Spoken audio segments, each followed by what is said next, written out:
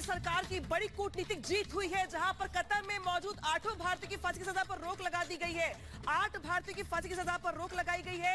Qatar में दी गई थी यहां पे फांसी की सजा, लेकिन अब यहां पर इनकी सजा पर रोक लगा दी गई है। विदेश मंत्रालय ने जानकारी दी है, जहां पर कतर के मामले में मोदी सरकार की कूटनीतिक जीत यहां पर मानी जा रही है, जहां पे जो 8 भारतीय थे पूर्व नेवी ऑफिसर, इनको फांसी की सजा। अब इस मामले में बड़ी खबर सामने आ रही है, जब फांसी की सजा पर रोक लगा दी गई है, मृत्यु दंड पर यहां पर रोक लगाया गया है। और दरअसल ये माना जा रहा है कि मोदी सरकार की ये बड़ी कूटनीतिक जीत है। विदेश मंत्रालय की ओर से ये जानकारी साझा की गई है और बताया गया है कि कतर में भारतीय की फांसी की सजा पर रोक लगा दी गई है।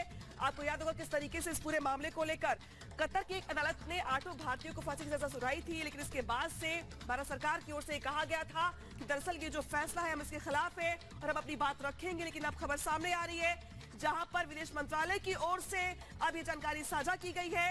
और देखिए तस्वीरें भी स्क्रीन पर आ गई आपके, जहां पे मोदी कूटनीतिक कदम दिखाई दे रहा है और रुक गया मृत्यु दंड। जिस तरीके से यहाँ पे खबर सामने आ रही है, सजा पर रोक लगा दी गई। प्रियंका, तो बड़ी खबर, पिछले साल कतर में गिरफ्तार किए गए 8 पूर्व भारतीय नेवी ऑफिसर को कतर की एक अदालत ने मौत की सजा सुनाई थी। अदालत के इस फैसले पर भारत सरकार ने हैरानी जताई थी। भारतीय नौसेना के ये सभी 8 पूर्व ऑफिसर पिछले साल अगस्त से ही कतर के जेल में बंद हैं। कतर ने अभी तक इन सभी पूर्व ऑफिसर्स के खिलाफ लगाए गए आरोपों की जानकारी नहीं दी है। हालांकि मामले से परिचित लोगों का कहना है कि इन सभी पर जासूसी करने का आरोप लगाया गया था।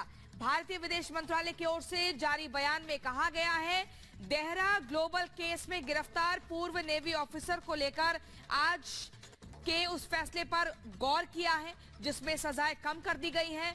कतर के कोर्ट ऑफ अपील के विस्तृत फैसले की हम प्रतीक्षा कर रहे हैं।